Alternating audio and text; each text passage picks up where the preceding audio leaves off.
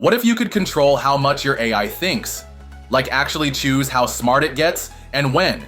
Google just flipped the script with Gemini 2.5 Flash.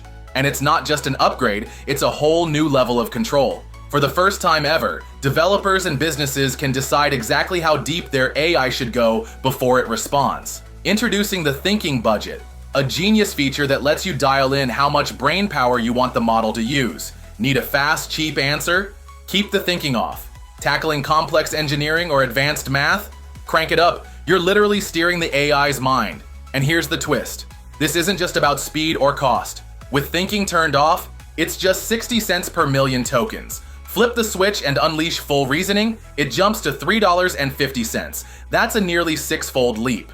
Why? Because now the model is weighing options, testing paths, simulating decisions, not just spitting out answers. But don't worry, it doesn't burn through your budget blindly. You set the limit, and Gemini decides how much it really needs. Sometimes it uses the full budget, sometimes just a fraction.